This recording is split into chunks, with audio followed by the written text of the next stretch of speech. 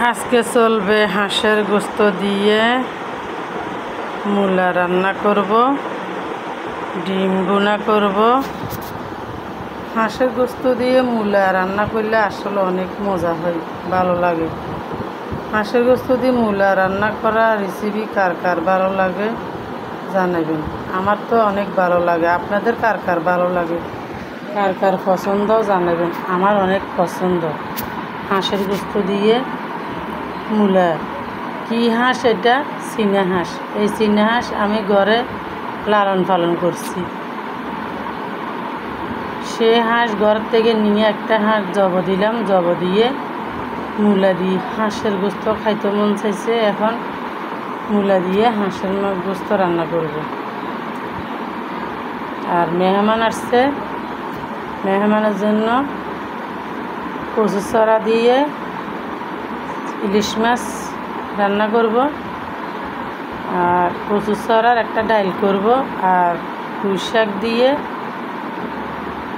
চিংড়ি মাছ রান্না করছি। ডাল দিয়ে, মুসুরি ডাল দিয়ে, চিংড়ি মাছ দিয়ে লাউ রান্না হইতেছে। আজকে অনেক আইটেম।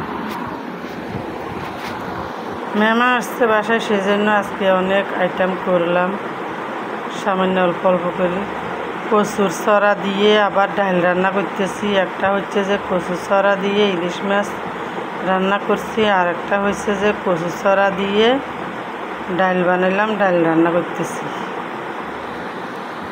তো আমার এই রেসিপিটা আপনাদের যদি ভালো লাগে লাইক কমেন্ট শেয়ার করবেন। আবার ইলিশ মাছ আলাদা করে ইলিশ মাছ ভাজি করতেছি। ইলিশ মাছের ডিম, ইলিশ মাছ তেলে ভাজি করলাম। ওখানে এই ফাঁকে দিয়ে ভাত বসাই দিলাম। আমার মূলা দিয়ে হাঁসের গোস্ত রান্না শেষের দিকে। এখনও মূলা দেওয়া হয় নাই।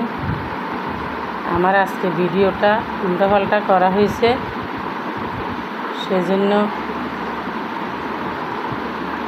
আগার থেকে গোড়ার থেকে আগা ভালো করে ইয়ে হয়নি। তো আপনারা আমার ভিডিওটা ভালো হোক খারাপ হোক সম্পূর্ণ দেখবেন, দেখি লাইক কমেন্ট শেয়ার করবেন। আপনাদের কাছে আমার একটা অনুরোধ,